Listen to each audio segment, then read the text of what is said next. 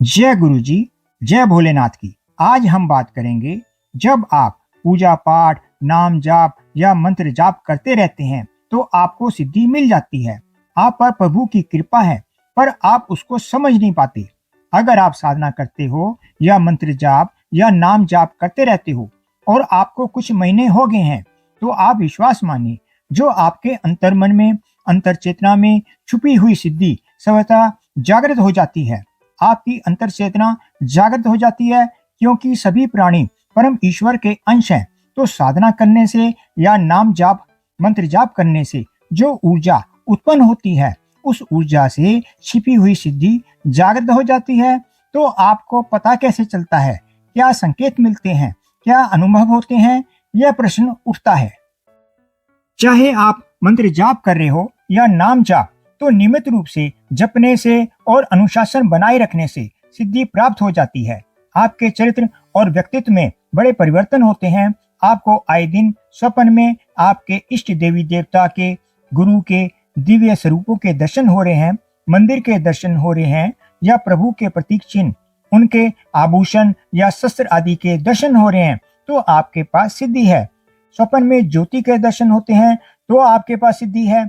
प्रभु का नाम जाप या मंत्र जाप करते करते आपके रोंगटे खड़े हो जाते हैं, तो आपकी सिद्धि जागृत हो चुकी है। जाप के दौरान आपके शरीर में कंपन होता है, शरीर के अंग फड़कते हैं या शरीर में कुछ ऊर्जा का अनुभव होता है, तो आपके पास सिद्धि है। अगर आपको सुषुम्ना नाड़ी में शरीर के 6 चक्र में कहीं भी कंपन लगता है, कभी किसी में कभी किसी में, तो आपके पास सिद्धि है। आप स्वप्न में अपने इष्ट देव या गुरुदेव के दर्शन के साथ साथ कभी कभी उनसे बातचीत भी कर पाते हैं, तो आपके पास सिद्धि है। मंदिर जाने पर या पूजा करते समय उबासी आने लगे, तो आपके पास सिद्धि है। स्वप्न में मंत्र सुनाई देने लगते हैं, ज्योति के दर्शन होते हैं, तो आपके पास सिद्धि है। भविष्य की घटनाओं का पूर्वाभास, मन में किसी घटना का पहले से ही ज्ञान हो जाता है कि यह घटना घटित होने वाली है, तो आपके पास सिद्धि है। इस तरह के सिम्टम्स आपको मिलते हैं। सुनने की पावर बढ़ जाती है। सूक्ष्म से सूक्ष्म आवाज को भी सुन लेना भी एक प्रकार की सिद्धि है। शरीर से सुगंध आने लगती है। आपके मूलाधार चक्र से एक खुशबू आने लगती है, आसपास बिना किसी फूल या इत्र के, तब भी आपके शरीर से खुशबू निकलती हुई महसूस होती है, तो आपके पास सिद्धि है।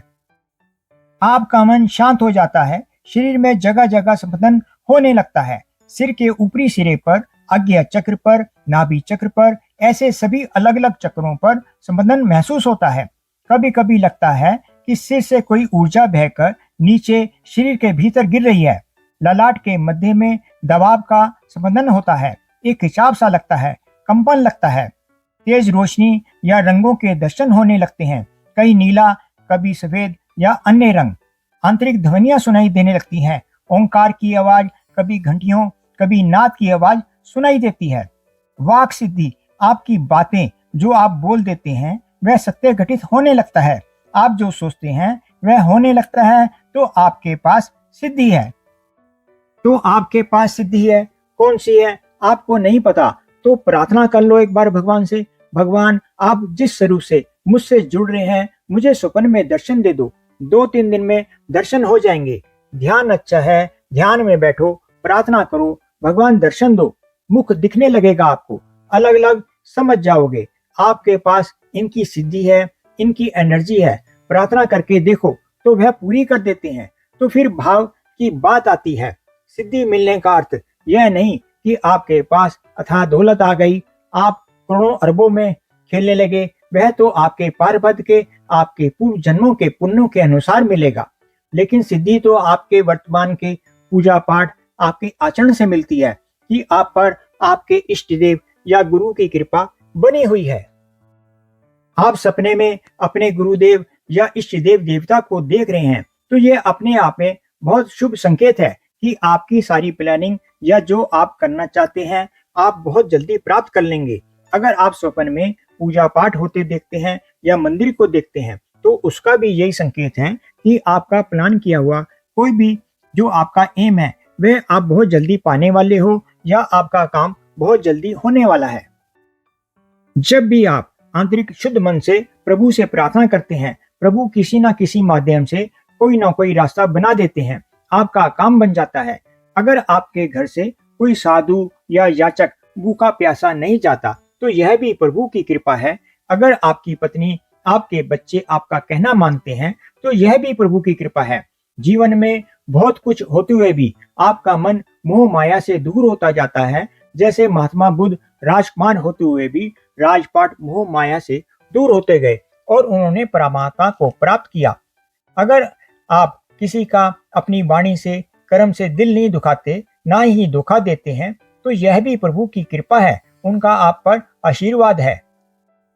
आप हर किसी में प्रभु को देखते हैं, आप हर सुख में प्रभु का शुक्राना करते हैं, आप दुख में भी प्रभु का शुक्राना करते हैं कि ना जाने कितना बड़ा दुख झेलना पड़ता, प्रभु ने इतने में ही टाल दिया। तो यह भी प्रभु की आप पर कृपा बनी हुई है। आपका स्वभाव संतोषी हो जाता है। आप जो भी कुछ कमा रहे हैं या जो भी कुछ आपको प्राप्त होता है, आप उसी में प्रसन्न रहते हैं। अगर आपके घर मेहमान आते रहते हैं तो यह भी प्रभु की कृपा है, क्योंकि जहाँ सकारात्मक ऊर्जा होती है वहीं मेहमान आते हैं। जब आप साधना करते हैं तो आपके इष्ट देवी देवता, गुरु और सिद्धियां आपकी किसी भी बुरी शक्ति या नकारात्मक लोगों से आपकी रक्षा करती है। जानकारी पसंद आई हो तो लाइक करें, शेयर करें और सब्सक्राइब करें और कमेंट बॉक्स में जय भोलेनाथ का जयकारा लगाएं। जय गुरु जी, जय भोलेनाथ की।